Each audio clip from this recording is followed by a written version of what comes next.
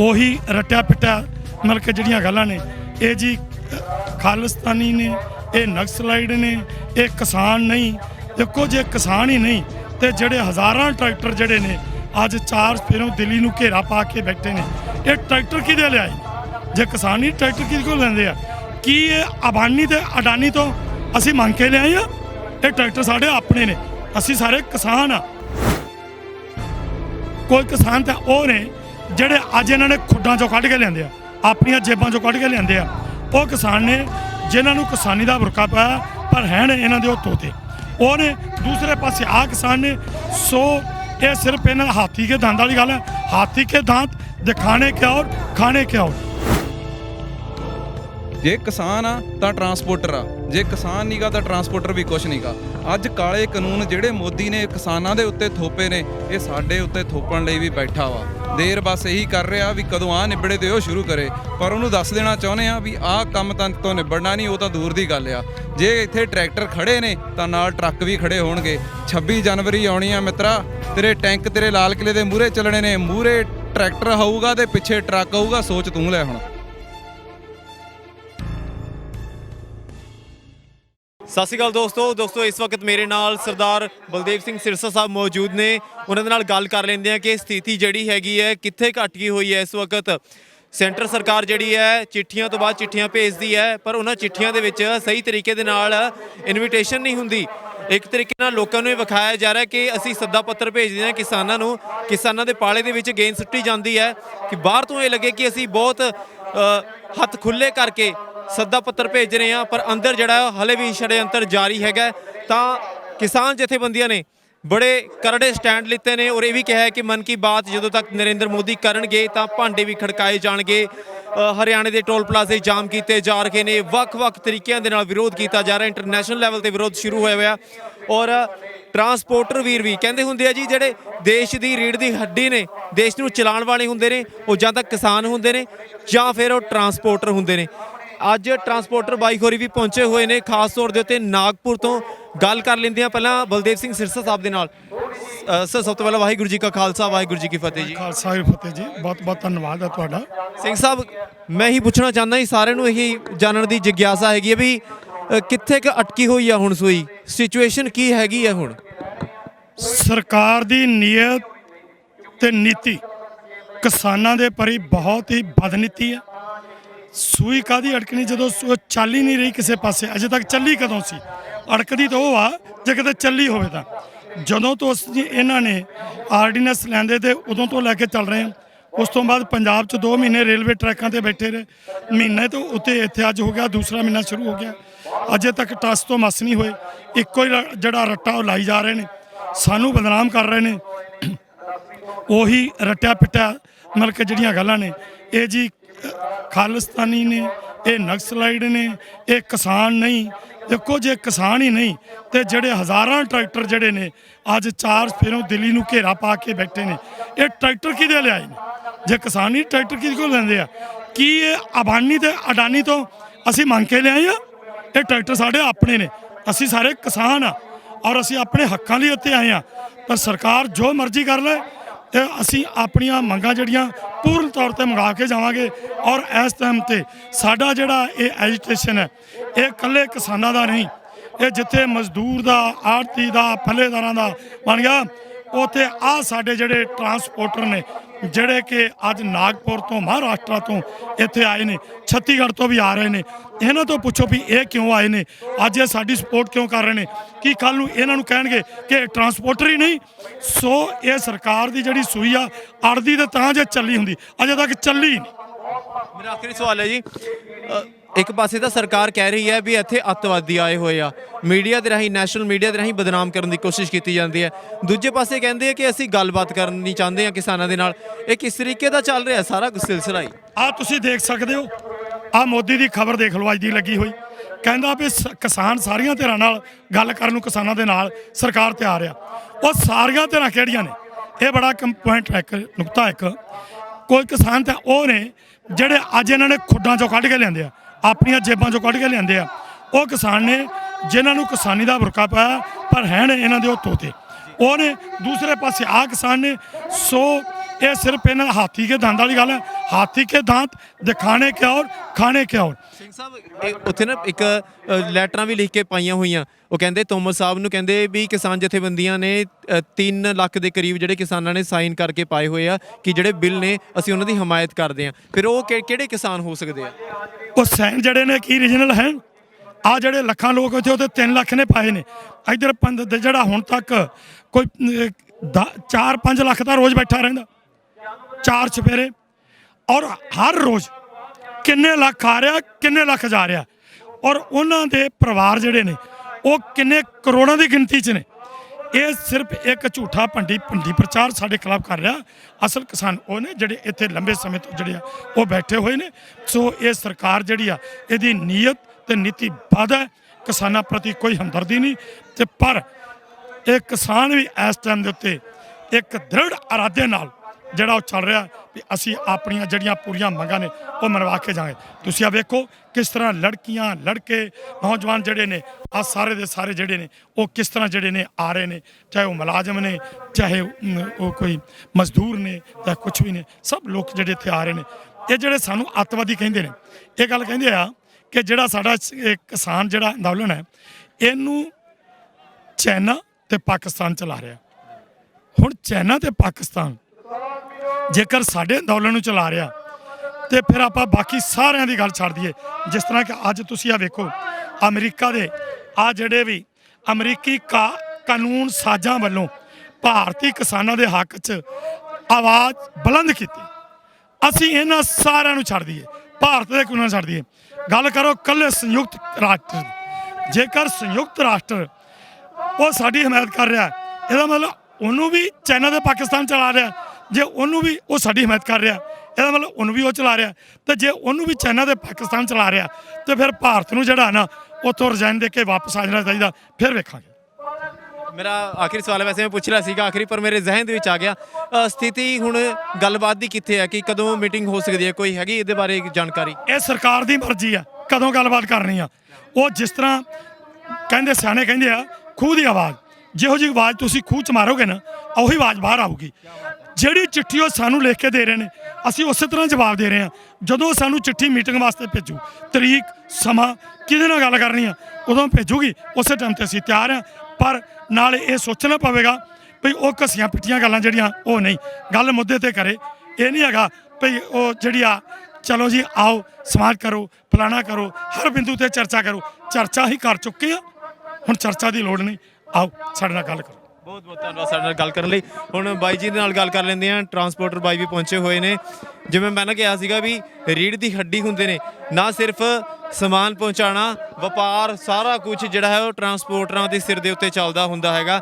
ਔਰ ਹੁਣ ਤਾਂ ਬਲਕਿ ਜਦੋਂ ਖਾਦਾਂ ਦੇ ਲਈ ਘਾਟ ਪੈ ਗਈ ਸੀਗੀ, ਰੇਲ ਗੱਡੀਆਂ ਬੰਦ ਸੀਗੀਆਂ, ਤਾਂ ਉਸ ਵੇਲੇ ਵੀ ਟਰਾਂਸਪੋਰਟਰਾਂ ਨੇ ਹੀ ਬਖੂਬੀ ਆਪਣਾ ਕੰਮ ਜਿਹੜਾ ਉਹ ਨਿਭਾਇਆ ਹੈਗਾ, ਜ਼ਿੰਮੇਵਾਰੀ ਸਮਝਦੇ ਹੋਏ ਖਾਦਾਂ ਵੀ ਪਹੁੰਚਾਈਆਂ ਹੈਗੀਆਂ। ਬਾਈ ਤੁਸੀਂ ਨਾਗਪੁਰ ਤੋਂ ਆਏ ਹੋ, ਕੋਹਾਂ ਦੂਰ ਹੈਗਾ ਪੰਜਾਬ ਤੋਂ ਨਾਗਪੁਰ, ਤੇ ਕਿਸ ਤਰੀਕੇ ਦੇ ਜਜ਼ਬਾਤ ਹੈਗੇ ਨੇ ਉੱਥੋਂ? ਤੁਸੀਂ ਪੰਜਾਬ ਨੂੰ ਜਦੋਂ ਵੇਖਦੇ ਹੋ ਇਸ ਤਰੀਕੇ ਨਾਲ ਇਹਨਾਂ ਭਾਈਚਾਰਾ ਸਾਡਾ ਇਕੱਠਾ ਹੋਇਆ ਹੋਇਆ, ਹੁਣ ਤਾਂ ਭਾਰਤ ਦਾ ਹੀ ਭਾਈਚਾਰਾ ਆ ਗਿਆ ਸਾਰੇ ਦਾ, ਤੇ ਵਲਵਲੇ ਉੱਠਦੇ ਸੀਗੇ ਵੀ ਕਦੋਂ ਅਸੀਂ ਉੱਡ ਕੇ ਆ ਜਾਈਏ ਦਿੱਲੀ। ਗੱਲ ਵੀਰ ਦੇਖ ਇਦਾਂ ਵੀ 25 ਤਰੀਕ ਨੂੰ ਜਦੋਂ 26 ਤਰੀਕ ਨੂੰ ਇਹ ਅੰਦੋਲਨ ਆਰੰਭ ਹੋਇਆ ਵਾ ਤੇ ਸਾਡੇ ਸਾਰਿਆਂ ਦੀ ਨਜ਼ਰ ਇਸ ਅੰਦੋਲਨ ਤੇ ਸੀਗੀ। 26 ਤਰੀਕ ਤੋਂ ਨਹੀਂ ਬਲਕਿ ਪਿਛਲੇ 2 ਮਹੀਨਿਆਂ ਤੋਂ ਜਦੋਂ ਰੇਲ ਗੱਡੀਆਂ ਦੇ ਉੱਤੇ ਬੈਠੇ ਨੇ, ਸੜਕਾਂ ਦੇ ਉੱਤੇ ਕਿਸਾਨ ਬੈਠੇ ਨੇ, ਤਾਂ ਜਦ 26 ਤਰੀਕ ਨੂੰ ਪੰਜਾਬ ਤੋਂ ਤੁਰੇ ਨੇ ਤੇ ਹਰਿਆਣੇ ਵਾਲੇ ਖੱਟੜ ਨੇ ਇਹਨਾਂ ਦਾ ਰਾਹ ਰੋਕਣ ਦੀ ਕੋਸ਼ਿਸ਼ ਕੀਤੀ ਹੈ, ਤਾਂ ਸਾਡੇ ਪਰਿਵਾਰ ਸਾਡੇ ਪਿਓ ਦਾਦੇ ਸਾਡੀ ਮਾਂ ਨੇ ਸਾਨੂੰ ਕਿਹਾ ਵਾ ਵੀ ਉਹ ਉੱਥੇ ਪਹੁੰਚ ਗਏ ਨੇ, ਤੁਸੀਂ ਕਦੋਂ ਜਾਣਾ? ਤੇ ਇਹ ਜਜ਼ਬਾਤ ਸਾਡੇ ਮਾਪਿਆਂ ਦੇ, ਸਾਡੇ ਬੱਚਿਆਂ ਦੇ, ਸਾਰਿਆਂ ਦੇ ਸੀਗੇ ਵੀ ਜਦ ਕਿਸਾਨ ਉੱਥੇ ਪਹੁੰਚ ਗਿਆ ਤਾਂ ਸਾਡਾ ਪਹੁੰਚਣਾ ਫਰਜ਼ ਬਣਦਾ ਸੀ। ਸਿੰਘ ਸਾਹਿਬ ਕਿਹੜੀ ਟਰਾਂਸਪੋਰਟਰ ਹੈ ਤੇ ਤੁਹਾਡਾ ਨਾਂ ਕੀ ਹੈਗਾ? ਵੀਰੇ ਮੇਰਾ ਨਾਮ ਮਨੀ ਸਿੰਘ ਆ। ਟਰਾਂਸਪੋਰਟ ਦੇ ਅੱਡ ਟਰਾਂਸਪੋਰਟਾਂ ਤੋਂ ਆ ਸਾਰੇ ਅਸੀਂ। ਸਾਡਾ ਗੜਾ ਉੱਥੇ ਨਾਗਪੁਰ ਦੇ ਵਿੱਚ, ਸੈਂਟਰਲ ਇੰਡੀਆ ਦੇ ਵਿੱਚ, ਹਿੰਦੁਸਤਾਨ ਤੋਂ ਭਾਰਤ ਤੋਂ ਕੋਈ ਵੀ ਗੱਡੀ ਇੱਧਰੋਂ ਉੱਧਰ ਜਾਣੀ ਆ ਨਾਗਪੁਰ ਹੋ ਕੇ ਜਾਂਦੀ ਆ, ਤਾਂ ਅਸੀਂ ਉਸ ਗੜ੍ਹ 'ਚ ਬੈਠੇ ਆ ਟਰਾਂਸਪੋਰਟ ਦੇ। ਤੇ ਮੈਂ ਇੱਕ ਹੋਰ ਗੱਲ ਐਡ ਕਰ ਦੇਵਾਂ ਵੀ ਦੇਖੋ ਕਿਸਾਨ ਦਾ ਤੇ ਟਰਾਂਸਪੋਰਟ ਦਾ 9 ਮਾਸ ਦਾ ਰਿਸ਼ਤਾ ਵਾ। ਜੇ ਕਿਸਾਨ ਆ ਤਾਂ ਟਰਾਂਸਪੋਰਟਰ ਆ, ਜੇ ਕਿਸਾਨ ਨਹੀਂਗਾ ਤਾਂ ਟਰਾਂਸਪੋਰਟਰ ਵੀ ਕੁਛ ਨਹੀਂਗਾ। ਅੱਜ ਕਾਲੇ ਕਾਨੂੰਨ ਜਿਹੜੇ ਮੋਦੀ ਨੇ ਕਿਸਾਨਾਂ ਦੇ ਉੱਤੇ ਥੋਪੇ ਨੇ, ਇਹ ਸਾਡੇ ਉੱਤੇ ਥੋਪਣ ਲਈ ਵੀ ਬੈਠਾ ਵਾ। ਦੇਰ ਬਸ ਇਹੀ ਕਰ ਰਿਹਾ ਵੀ ਕਦੋਂ ਆ ਨਿਬੜੇ ਤੇ ਉਹ ਸ਼ੁਰੂ ਕਰੇ, ਪਰ ਉਹਨੂੰ ਦੱਸ ਦੇਣਾ ਚਾਹੁੰਦੇ ਆ ਵੀ ਆਹ ਕੰਮ ਤਾਂ ਤੋਂ ਨਿਬੜਨਾ ਨਹੀਂ, ਉਹ ਤਾਂ ਦੂਰ ਦੀ ਗੱਲ ਆ। ਜੇ ਇੱਥੇ ਟਰੈਕਟਰ ਖੜੇ ਨੇ ਤਾਂ ਨਾਲ ਟਰੱਕ ਵੀ ਖੜੇ ਹੋਣਗੇ। 26 ਜਨਵਰੀ ਆਉਣੀ ਆ ਮਿੱਤਰਾ, ਤੇਰੇ ਟੈਂਕ ਤੇਰੇ ਲਾਲ ਕਿਲੇ ਦੇ ਮੂਹਰੇ ਚੱਲਣੇ ਨੇ, ਮੂਹਰੇ ਟਰੈਕਟਰ ਹੋਊਗਾ ਤੇ ਪਿੱਛੇ ਟਰੱਕ ਆਊਗਾ। ਸੋਚ ਤੂੰ ਲੈ ਹੁਣ। ਕੀ ਬਾਤ ਹੈ ਜੀ। ਬਿਲਕੁਲ 26 ਜਨਵਰੀ ਆਉਣ ਵਾਲੀ ਹੈ ਤੇ ਖੁੱਲਾ ਐਲਾਨ ਕਰਤਾ ਸਿੰਘਾਂ ਨੇ। ਵਾਹਿਗੁਰੂ ਜੀ ਕਾ ਖਾਲਸਾ, ਵਾਹਿਗੁਰੂ ਜੀ ਕੀ ਫਤਿਹ। ਫਤਿਹ ਜੀ, ਖਾਲਸਾ ਵਾਹਿਗੁਰੂ ਜੀ ਕੀ ਫਤਿਹ ਜੀ। ਬਾਈ ਕੀ ਨਾਂ ਜੀ ਤੁਹਾਡਾ? ਜੀ ਗੁਰਬੀਰ ਸਿੰਘ ਜੀ, ਨਾਗਪੁਰ ਤੋਂ। ਗੁਰਬੀਰ ਸਿੰਘ। ਨਾਂ ਬੜੇ ਸੋਹਣੇ ਹੈਗੇ। ਭਾਈ ਸਾਹਿਬ ਦਾ ਨਾਂ, ਭਾਈ ਸਾਹਿਬ ਦਾ ਨਾਮ ਮਨੀ ਸਿੰਘ ਤੇ ਭਾਈ ਸਾਹਿਬ ਦਾ ਨਾਮ ਗੁਰਬੀਰ ਸਿੰਘ। ਨਾਂ ਵੀ ਬੜੀ ਚੜ੍ਹਦੀ ਕਲਾ ਵਾਲੇ ਆ ਜੀ। ਹਾਂਜੀ ਸਿੰਘ ਸਾਹਿਬ, ਜਿੱਦਾਂ ਮੈਂ ਪੁੱਛਿਆ ਸੀਗਾ ਬਾਈ ਜੀ ਨੂੰ, ਉਹ ਬਾਈ ਜੀ ਨੇ ਦੱਸਿਆ ਵੀ ਕਿਸ ਤਰੀਕੇ ਨਾਲ ਜਜ਼ਬਾਤ ਹੈਗੇ ਆ। ਸੋ ਸਾਰਿਆਂ ਦੇ ਸਾਡੇ ਨਾ ਇੱਕ ਜਦੋਂ ਵੀ ਸਾਡੀਆਂ ਅਸੀਂ ਘਰ ਵੀ ਜਾਂਦੇ ਹੁੰਦੇ ਆ ਨਾ, ਇੱਕ ਸੋਚ ਚਿੰਤਾ ਵੀ ਹੈਗੀ ਆ। ਇੱਕ ਜਿੱਦਾਂ ਚੜ੍ਹਦੀ ਕਲਾ ਤਾਂ ਚਲੋ ਹੈਗੀ ਆ ਇੱਥੇ, ਹੈ ਨਾ ਜੀ। ਅਸੀਂ ਡਰਾਈ ਫਰੂਟ ਵੀ ਵਰਤਾ ਰਹੇ ਆ, ਕੱਪੜੇ ਦੀ ਵੀ ਕੋਈ ਘਾਟ ਨਹੀਂ ਆ, ਸਾਰੀ ਚੜ੍ਹਦੀ ਕਲਾ। ਪਰ ਇੱਕ ਚਿੰਤਾ ਵੀ ਹੈਗੀ ਆ। ਸਾਡੇ ਜਿਹੜੇ ਬਹੁਤ ਸਾਰੇ ਕਿਸਾਨ ਉਹ ਚੜ੍ਹਾਈ ਵੀ ਕਰ ਗਏ ਆ, ਹੈ ਨਾ ਜੀ। ਤੇ ਕੁਝ ਲੋਕੀ ਇਹ ਕਹਿੰਦੇ ਸੀਗੇ ਵੀ ਸਾਨੂੰ ਨਾ ਇਹ ਜਿਹੜੇ ਮੇਲੇ ਦੀ ਤਰ੍ਹਾਂ ਨਾ ਅਸੀਂ ਇਹਨਾਂ ਨੂੰ ਬਣਾਈਏ, ਵੀ ਕਹਿੰਦੇ ਵੀ ਸਰਕਾਰਾਂ ਤਾਂ ਹਿੱਲਦੀਆਂ ਹੁੰਦੀਆਂ ਵੀ ਜਦੋਂ ਅਸੀਂ ਚੀਕਾਂ ਮਾਰਦੇ ਆ, ਜਦੋਂ ਜਨਤਾ ਚੀਕਾਂ ਮਾਰਦੀ ਆ ਉਦੋਂ ਕਹਿੰਦੇ ਸਰਕਾਰਾਂ ਹਿੱਲਦੀਆਂ ਹੁੰਦੀਆਂ। ਸੋ ਤੁਸੀਂ ਕੀ ਮੰਨਦੇ ਆ ਵੀ ਇਹ ਜਿਹੜਾ ਸਾਰਾ ਸਿਲਸਿਲਾ ਚੱਲ ਰਿਹਾ ਵੀ ਇਹ ਵੀ ਹੋਣਾ ਚਾਹੀਦਾ? ਦੇਖੋ ਜੀ, ਮੁੱਦੇ ਦੀ ਗੱਲ ਤੇ ਇਹ ਆ ਵੀ ਆਪਾਂ ਇੰਨੇ ਜੋਰਾਂ ਸ਼ੋਰਾਂ ਤੇ ਸਾਰੇ ਲੋਕ ਲੱਗੇ ਹੋਏ ਨੇ ਇਹਦੀ ਵਿਰੋਧਤਾ ਤੇ, ਪਰ ਮੋਦੀ ਸਰਕਾਰ ਦਾ ਇੱਕ ਹੀ ਟਾਰਗੇਟ ਕਿੱਥੇ ਆਇਆ ਵਾ? ਅੰਬਾਨੀ ਔਰ ਅਡਾਨੀ। ਔਰ ਇਹੀ ਇਹ ਟਰਾਂਸਪੋਰਟਾਂ ਦੇ ਵਿੱਚ ਵੀ ਵੜਨਾ ਚਾਹੁੰਦੇ ਨੇ, ਵੱਡੇ ਵੱਡੇ ਘਰਾਣਿਆਂ ਨੂੰ ਵਾੜਨਾ ਚਾਹੁੰਦੇ ਨੇ। ਇਹਦੀ ਵਿਰੋਧਤਾ ਅਸੀਂ ਸ਼ੁਰੂ ਤੋਂ ਹੀ ਕਰਦੇ ਆਏ ਆ ਔਰ ਅੱਗੇ ਵੀ ਕਰਦੇ ਰਵਾਂਗੇ। ਕਿਸਾਨ ਵੀਰਾਂ ਦੇ ਨਾਲ ਖੜੇ ਆ ਤੇ ਖੜੇ ਰਵਾਂਗੇ ਜੀ। ਬਾਈ ਜੀ ਨੇ ਬੜੀ ਸੋਹਣੀ ਗੱਲ ਕੀਤੀ ਕਿ ਟਰਾਂਸਪੋਰਟਰ ਵੀ ਮਤਲਬ ਕਿ ਇਹਦੇ ਚਿੰਤਿਤ ਹੈਗੇ ਆ ਵੀ ਅੰਬਾਨੀ ਤੇ ਅਡਾਨੀ ਇਹਦੇ ਵਿੱਚ ਵੀ ਕਬਜ਼ਾ ਕਰ ਸਕਦੇ ਆ। ਇਹ ਵੀ ਹੈ ਕੋਈ ਬਾਈ ਜੀ, ਕਿੱਦਾਂ ਤੁਸੀਂ ਸੋਚਦੇ ਵੀ ਇਦਾਂ ਇਹ ਤੇ ਦੇਖੋ, ਇਹ ਜਿਹੜੀਆਂ ਪਲੈਨਿੰਗਾਂ ਹੁੰਦੀਆਂ ਨੇ ਨਾ, ਇਹ ਕਹਿੰਦੇ ਹੁੰਦੇ ਨੇ ਤੁਰੰਤ ਨਹੀਂ ਬਣਦੀਆਂ। ਜਦੋਂ ਮੋਦੀ ਇੱਥੇ ਸਰਕਾਰ ਦੇ ਵਿੱਚ ਆਇਆ, ਉਹਨੇ GST ਲੈ ਕੇ ਆਂਦੀ, ਉਹਨੇ ਆਧਾਰ ਕਾਰਡ ਦਾ ਡੰਬਰ ਰਚਾਇਆ, ਆਧਾਰ ਕਾਰਡ ਦੇ ਨਾਂ ਤੇ ਉਹਨੇ ਬੈਂਕਾਂ 'ਚ ਅਕਾਊਂਟ ਲਿੰਕ ਕਰਵਾਏ, ਠੀਕ ਹੈ ਨਾ। ਉਹ ਆਪ ਦਾ ਡਾਟਾ ਕਲੈਕਟ ਕਰ ਲਿਆ ਉਹਨਾਂ ਨੇ। ਇਹ ਡਾਟਾ ਗਿਆ ਕਿੱਥੇ ਆ? ਇਹ ਡਾਟਾ ਗਿਆ ਅੰਬਾਨੀਆਂ ਤੇ ਅਡਾਨੀਆਂ ਦੇ ਟੇਬਲ ਦੇ ਉੱਤੇ, ਕਿਉਂਕਿ ਉਹ ਜਾਣਦੇ ਨੇ ਵੀ ਇਸ ਦੇਸ਼ ਦੀ ਅਰਥ ਵਿਵਸਥਾ ਦੇ ਵਿੱਚ ਸਭ ਤੋਂ ਜ਼ਿਆਦਾ ਯੋਗਦਾਨ ਪਾਉਣ ਵਾਲੀਆਂ ਜਿਹੜੀਆਂ ਚੀਜ਼ਾਂ ਹੈਗੀਆਂ ਨੇ, ਉਹ ਜਾਂ ਕਿਸਾਨੀ ਆ ਜਾਂ ਟਰਾਂਸਪੋਰਟ ਆ। ਤੇ ਕਿਸਾਨੀ ਤੇ ਵੀ ਅੱਖ ਆ, ਦੂਜੀ ਅੱਖ ਟਰਾਂਸਪੋਰਟ ਦੇ ਉੱਤੇ ਆ। ਤੇ ਇਹ ਆਪ ਦੇ ਲਾ ਕੇ ਬੈਠੇ ਹੋਏ ਨੇ ਹਿਸਾਬ ਕਿਤਾਬ। ਇਹ ਐਵੇਂ ਨਹੀਂ ਕਰੋੜਾਂ ਰੁਪਏ ਦਾ ਚੰਦਾ ਜਿਹੜਾ ਸੈਂਟਰ ਨੂੰ PM ਫੰਡ ਦੇ ਵਿੱਚ ਆ ਜਾਂਦਾ। ਇਹ ਸਾਰੀਆਂ ਰਣਨੀਤੀਆਂ ਤਿਆਰ ਕਰਕੇ ਬੈਠੇ ਨੇ। ਪਰ ਇਹ ਆ ਵੀ ਕਿਸਾਨ ਜਾਗ ਗਿਆ ਵਾ, ਆਮ ਆਦਮੀ ਜਾਗ ਗਿਆ ਭਾਰਤ ਦਾ। ਤੇ ਹੁਣ ਇਹਨਾਂ ਦੀ ਜਿਹੜੀ ਰਣਨੀਤੀਆਂ ਨਾ, ਇਹ ਚੱਲਣੀਆਂ ਨਹੀਂ। ਇਹਨਾਂ ਦੀਆਂ ਯਾਰੀਆਂ ਜਿਹੜੀਆਂ ਹੈਗੀਆਂ ਨੇ, ਬਹੁਤੀਆਂ ਪੁੱਗਣ ਨਹੀਂ ਦੇਣੀਆਂ ਅਸੀਂ। ਸਿੰਘ ਸਾਹਿਬ, ਵਾਹਿਗੁਰੂ ਜੀ ਕਾ ਖਾਲਸਾ, ਵਾਹਿਗੁਰੂ ਜੀ ਕੀ ਫਤਿਹ। ਵਾਹਿਗੁਰੂ ਜੀ ਫਤਿਹ ਜੀ। ਗੁਰੂ ਗੋਬਿੰਦ ਸਿੰਘ ਜੀ ਦੇ ਵਕਤ ਵੀ ਬੜੀ ਰਾਜਨੀਤੀ ਹੁੰਦੀ ਸੀਗੀ। ਪਹਾੜੀ ਰਾਜੇ ਹੀ ਖਾਰ ਖਾਂਦੇ ਰਹਿੰਦੇ ਸੀਗੇ। ਗੁਰੂ ਗੋਬਿੰਦ ਸਿੰਘ ਜੀ ਕਹਿੰਦੇ ਸੀ ਵੀ ਅਸੀਂ ਤਾਂ ਆਜ਼ਾਦ ਕਰਾ ਦਾਂਗੇ ਤੁਹਾਨੂੰ ਔਰੰਗਜ਼ੇਬ ਤੋਂ, ਸੈਂਟਰ ਤੋਂ। ਪਰ ਉਹ ਪਹਾੜੀ ਰਾਜੇ ਹੀ ਆਪਸ ਦੇ ਵਿੱਚ ਗੁਰੂ ਗੋਬਿੰਦ ਸਿੰਘ ਜੀ ਨਾਲ ਹੀ ਖਾਰ ਖਾਈ ਜਾਂਦੇ ਸੀ। ਕਹਿੰਦੇ ਵੀ ਜਦੋਂ ਵੱਜਦੀ ਚੋਟ ਨਗਾਰੇ ਤੇ ਕਈ ਭੀਮ ਚੰਦ ਜੇ ਸੜਦੇ ਰਹੇ, ਸੁਣ ਸੁਣ ਕੇ ਗੂੰਜਾਂ ਪੰਥ ਦੀਆਂ, ਦਿੱਲੀਓਂ ਵੀ ਜਾਬਰ ਝੜਦੇ ਰਹੇ, ਜਿੱਤਾਂ ਦੇ ਦਾਅਵੇ ਕਰਦੇ ਰਹੇ, ਪਰ ਹਰ ਕੋਈ ਉਸ ਤੋਂ ਹਾਰ ਗਿਆ। ਤਨ ਜਿਗਰਾ ਕਲਗੀਆਂ ਵਾਲੇ ਦਾ ਪੁੱਤ ਚਾਰ ਧਰਮ ਤੋਂ ਵਾਰ ਗਿਆ। ਤੇ ਬਾਈ ਜੀ, ਹੁਣ ਵੀ ਬੜੀ ਰਾਜਨੀਤੀ ਹੋ ਰਹੀ ਹੈ। ਸੋ ਕੀ ਲੱਗਦਾ ਵੀ ਇਹ ਕੋਝੀ ਜਿਹੜੀ ਰਾਜਨੀਤੀ, ਇੱਕ ਲੈਵਲ ਹੁੰਦਾ ਰਾਜਨੀਤੀ ਦਾ ਵੀ, ਹੈ ਨਾ ਜੀ। ਨੀਵੇਂ ਪੱਧਰ ਦੀ ਇੰਨੀ ਵੀ ਇੱਥੇ ਮਰ ਰਹੇ ਆ ਕਿਸਾਨ, ਉਹ ਨਹੀਂ ਦਿਸ ਰਹੇ। ਜਾ ਕੇ ਉੱਥੇ ਤੁਹਾਡੇ ਇਲਾਕੇ 'ਚ ਚਲੇ ਜਾਂਦੇ ਆ ਅੰਬਾਨੀ ਦਾ ਪੋਤਾ ਦੇਖਣ ਵਾਸਤੇ, ਪੋਤਾ ਜੰਮਦਾ ਉਹ ਵੇਖਣ ਚਲੇ ਜਾਂਦੇ ਆ। ਇੱਥੇ ਪੋਤੇ ਮਰ ਰਹੇ ਆ, ਉਹ ਨਹੀਂ ਵੇਖਦੇ। ਕੀ ਕਹਿਣਾ ਚਾਹੁੰਦੇ? ਸਹੀ ਗੱਲ ਹੈ ਜੀ। ਇਹਨਾਂ ਦਾ ਮੇਨ ਟਾਰਗੇਟ ਹੈ ਕਿ ਆ ਹਿੰਦੂ ਰਾਸ਼ਟਰ ਘੋਸ਼ਿਤ ਕਰਨ ਦੇ ਆ ਪੂਰੇ ਇੰਡੀਆ 'ਚ ਕਿ ਇਹਨੂੰ ਹਿੰਦੂ ਰਾਸ਼ਟਰ ਬਣਾਵਾਂਗੇ। ਤੇ ਹਿੰਦੂ ਰਾਸ਼ਟਰ ਬਣਾਵਾਂਗੇ, ਇਹਨਾਂ ਦਾ ਇੱਕੋ ਇੱਕ ਟਾਰਗੇਟ ਹੈ ਕਿ ਹਿੰਦੂ ਹੀ ਰਹਿਣਗੇ ਇੱਥੇ, ਕਿਉਂਕਿ ਸਾਡੇ ਤੇ ਸਾਡੀ ਕੌਮ ਤੇ ਜ਼ੁਲਮ ਤੋਂ ਪਹਿਲਾਂ ਤੋਂ ਹੁੰਦੇ ਰਹੇ ਆ। ਠੀਕ ਹੈ, ਅੱਜ ਕਿਸਾਨਾਂ ਦਾ ਮੁੱਦਾ ਵਾ, ਕਿਸਾਨਾਂ ਤੋਂ ਬਾਅਦ ਗੱਡੀਆਂ। ਇਹਨਾਂ ਨੂੰ ਪਤਾ ਵਾ ਕਿ ਅੱਜ 80% ਜਿਹੜਾ ਗੱਡੀਆਂ ਦਾ ਵਪਾਰ ਹੈ ਉਹ ਸਰਦਾਰ ਹੀ ਕਰਨ ਦੇ ਆ। ਹੁਣ ਨਵੇਂ ਇੱਕ ਗੱਡੀ ਤੇ 16 ਟੈਕਸ ਲਾਉਣ ਦੇ ਆ, ਘੱਟੋ ਘੱਟ 16 ਟੈਕਸ ਲੱਗਦੇ ਆ ਸਾਡੇ ਤੇ। ਨਹੀਂ, ਗੱਡੀ ਤੇ ਰੋਡ ਟੈਕਸ ਤੋਂ ਇਲਾਵਾ ਗ੍ਰੀਨ ਟੈਕਸ ਹੋ ਗਿਆ, ਹੋਰ ਕਈ ਪ੍ਰਕਾਰ ਦੇ ਟੋਲ ਗੇਟ ਹੋ ਗਿਆ, ਟੋਲ ਟੈਕਸ ਲਾਤੇ ਇਹਨਾਂ ਨੇ। ਤੇ ਕਿਸੇ ਤਰ੍ਹਾਂ ਵੀ ਇਹ ਹਿੰਦੂ ਰਾਸ਼ਟਰ ਘੋਸ਼ਿਤ ਕਰਨਾ ਚਾਹੁੰਦੇ ਆ ਤੇ ਸਰਦਾਰ ਤੇ ਇਹਨਾਂ ਦਾ ਬਿਜ਼ਨਸ ਪੂਰਾ ਟੋਟਲ ਖਤਮ ਕਰਨਾ ਚਾਹੁੰਦੇ ਆ। ਬਾਈ ਜੀ, ਮੇਰੇ ਜਿੱਦਾਂ ਟੋਲ ਟੈਕਸਾਂ ਦੀ ਗੱਲ ਹੋਈ, ਇਹਦੇ ਨਾਲ ਤਾਂ ਤੁਹਾਡਾ ਵੀ ਮਤਲਬ ਕਿ ਟੋਲ ਟੈਕਸ ਤਾਂ ਫਿਰ ਤੁਹਾਡਾ ਤਾਂ ਬਹੁਤ ਜ਼ਿਆਦਾ ਲੱਗਦਾ ਹੋਣਾ ਜੇ ਕਿਤੇ ਜਾਣਾ ਹੈਗਾ। ਤਾਂ ਤੁਹਾਨੂੰ ਲੱਗਦਾ ਵੀ ਇਹਦੇ ਉੱਤੇ ਕੋਈ ਕੰਟਰੋਲ ਹੋਣਾ ਚਾਹੀਦਾ ਵੀ ਜਿੰਨੇ ਟੋਲ ਪਲਾਜ਼ੇ ਇੰਨੇ ਰਸਤੇ ਦੇ ਵਿੱਚ ਆ ਜਾਂਦੇ ਆ? 1988 ਦੇ ਵਿੱਚ ਆਲਰੇਡੀ 1988 ਦੇ ਵਿੱਚ ਲਾਅ ਪਾਸ ਹੋਇਆ ਸੀਗਾ, ਜਿਹਦੇ ਵਿੱਚ ਇਹਨਾਂ ਨੇ 2 ਰੁਪਏ ਟੋਲ ਦਾ ਕਹਿ ਕੇ ਡੀਜ਼ਲ ਦੇ ਵਧਾਏ ਸੀਗੇ। ਬਾਈ ਜੀ, ਨਾਮ ਦੱਸ ਦਿਓ ਇੱਕ ਵਾਰੀ ਆਪਣਾ। ਮੇਰਾ ਨਾਮ ਗੁਰਵਿੰਦਰ ਸਿੰਘ, ਸਰਪੰਚ ਨਾਗਪੁਰ ਤੋਂ ਆ ਮੈਂ। ਠੀਕ ਹੈ ਜੀ, ਹੁਣ ਦੱਸ ਦਿਓ। ਹਾਂਜੀ, 1988 ਤੋਂ ਲਾਅ ਪਾਸ ਕੀਤਾ ਸੀਗਾ 2 ਰੁਪਏ ਇਹਨਾਂ ਨੇ ਟੈਕਸ ਦੇ ਰੂਪ ਜਿਹੜਾ ਟੋਲ ਨਹੀਂ ਲੱਗੂਗਾ ਡੀਜ਼ਲ ਵਧਾਏ ਸੀਗੇ। ਉਸ ਤੋਂ ਬਾਅਦ ਤੋਂ ਲਾ ਕੇ ਹੁਣ 2014 ਜੇ 64-65 ਰੁਪਏ ਡੀਜ਼ਲ ਸੀਗਾ ਜਿੱਦਣ ਕਾਂਗਰਸ ਦੀ ਗਵਰਨਮੈਂਟ ਅਲਵਿਦਾ ਕਹਿੰਦੀ ਆ। ਉਦੋਂ ਕੱਚਾ ਬੈਰਲ ਸਿਰ ਜਿਹੜਾ ਸੀਗਾ $147 ਦਾ ਸੀਗਾ ਤੇ ਹੁਣ ਕੱਚਾ ਬੈਰਲ ਕਿੱਥੋਂ ਕਿੱਥੇ ਤੱਕ ਆ ਗਿਆ ਤੇ ਰੇਟ 65 ਰੁਪਏ ਦੇ 80 82 83 MP ਛੱਤੀਸਗੜ੍ਹ ਮਹਾਰਾਸ਼ਟਰ 82 83 ਰੁਪਏ ਡੀਜ਼ਲ ਆ। ਜੇ ਕਹਿੰਦੇ ਆ ਵੀ ਕਿਸਾਨੀ ਖਿੱਤੇ ਦੇ ਚੋਚੋਲੀਏ ਕੱਢਣੇ ਆ ਤੇ ਤੁਸੀਂ ਫਿਰ ਡੀਜ਼ਲ ਪੈਟਰੋਲ 'ਚੋਂ ਸਭ ਤੋਂ ਪਹਿਲਾਂ ਕੱਢੋ, ਮੁੜ ਕੇ ਫਿਰ ਇਹਨਾਂ ਬਾਰੇ ਸੋਚ ਲਿਓ। ਸੋਚਣ ਦੀ ਲੋੜ ਹੀ ਨਹੀਂ ਪੈਣੀ।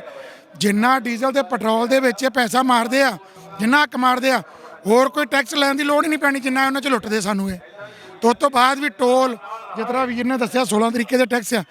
ਇੰਨਾ ਟੈਕਸ ਦੇਣ ਦਾ ਮਤਲਬ ਅਰਥ ਵਿਵਸਥਾ ਦੇ ਵਿੱਚ ਸਭ ਤੋਂ ਵੱਡਾ ਯੋਗਦਾਨ ਟਰਾਂਸਪੋਰਟਰ ਵੀਰਾਂ ਦਾ। ਤੇ ਟਰਾਂਸਪੋਰਟਰ ਜੁੜੇ ਨੇ ਕਿਸਾਨਾਂ ਦੇ ਨਾਲ। ਕਿਸਾਨ ਉਗਾਊਗਾ ਫਿਰ ਉਹ ਫਸਲ ਜਦੋਂ ਪੱਕੂਗੀ ਤਾਂ ਟਰਾਂਸਪੋਰਟਿੰਗ ਅਸੀਂ ਕਰਨੀ ਆ। ਜੇ ਕਿਸਾਨ ਹੀ ਭੁੱਖਾ ਮਰੂਗਾ ਤੇ ਅਸੀਂ ਵੀ ਨਾਲ ਭੁੱਖੇ ਮਰਨੇ ਆ। ਇਹ ਜਿਹੜੇ ਦੋਵੇਂ ਕਿੱਤੇ ਆ ਨਾ ਇਹ ਦੇਸ਼ ਚਲਾਉਂਦੇ ਆ, ਕਿਸਾਨ ਤੇ ਟਰਾਂਸਪੋਰਟਰ।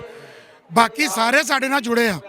ਭਾਵੇਂ ਕੋਈ ਵੀ ਗਵਰਨਮੈਂਟ ਟੈਕਸ ਭਰਨਾ ਹੋਵੇ, ਪੁਲਿਸ ਵਾਲਿਆਂ ਨੂੰ ਤਨਖਾਹ ਦੇਣੀ ਹੋਵੇ, ਫੌਜੀਆਂ ਨੂੰ ਦੇਣੀ, ਵੀਰਾਂ ਨੂੰ ਦੇਣੀ ਹੋਵੇ, ਇਹ ਅਸੀਂ ਇਨਕਮ ਟੈਕਸ ਭਰਦੇ ਆ ਤੇ ਇਹਨਾਂ ਨੂੰ ਉਹ ਤਨਖਾਹਾਂ ਮਿਲਦੀਆਂ ਨੇ।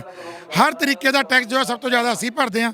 ਸਾਡੇ ਤੋਂ ਢਾਬੇ, ਰੈਸਟੋਰੈਂਟ, ਪੈਂਚਰ ਲਾਉਣ ਵਾਲੇ, ਟਾਇਰ ਬਣਾਉਣ ਵਾਲੇ, ਫੈਕਟਰੀਆਂ, ਉਹਨਾਂ ਦੇ ਮਜ਼ਦੂਰ, ਗੱਡੀਆਂ ਭਰਨ ਵਾਲੇ ਮਜ਼ਦੂਰ, ਹਰ ਕਿੱਤਾ ਸਾਡੇ ਨਾਲ ਜੁੜਿਆ। ਜੇ ਕਿਸਾਨ ਖੁਸ਼ਹਾਲ ਆ, ਅਸੀਂ ਖੁਸ਼ਹਾਲ ਆ। ਜੇ ਅਸੀਂ ਖੁਸ਼ਹਾਲ ਆ ਤਾਂ ਦੇਸ਼ ਖੁਸ਼ਹਾਲ ਆ। ਭਾਈ ਜੀ ਜਿਹੜਾ ਟੋਲ ਟੈਕਸ ਸੀਗਾ ਹੈ ਨਾ, ਟੋਲ ਪਲਾਜ਼ਿਆਂ ਦੇ ਉੱਤੇ ਵੀ ਟੈਕਸ ਲੱਗਦਾ ਹੈ। ਕਿੰਨੇ ਟੋਲ ਪਲਾਜ਼ੇ ਰਸਤੇ ਦੇ ਵਿੱਚ ਆ ਜਾਂਦੇ ਆ। ਮੰਨ ਲਓ ਤੁਸੀਂ ਆਪਣੇ ਨਾਗਪੁਰ ਤੋਂ ਹੀ ਇੱਧਰ ਨੂੰ ਆਏ ਹੋਣੇ ਦਿੱਲੀ ਵੱਲ ਨੂੰ, ਕਿੰਨੇ ਹੀ ਹੁੰਦੇ ਆ? ਸਾਡੀ ਗੱਡੀ ਨਾਗਪੁਰ ਦਿੱਲੀ ਦੇ 3 ਗੇੜੇ ਲਾਉਂਦੀ ਆ। ਸਾਡੀ ਗੱਡੀ ਦੀ ਇੰਸਟਾਲਮੈਂਟ ਹੈਗੀ ਆ 50,000 ਦੀ। ਇੰਸਟਾਲਮੈਂਟ ਜਿਹੜੀ ਇੰਸਟਾਲਮੈਂਟ ਤੇ ਗੱਡੀਆਂ ਲੈਂਦੇ ਆ ਤੇ ਸਾਨੂੰ ਇੱਕ ਗੇੜੇ ਦਾ 20,000 ਰੁਪਇਆ ਟੋਲ ਦੇਣਾ ਪੈਂਦਾ।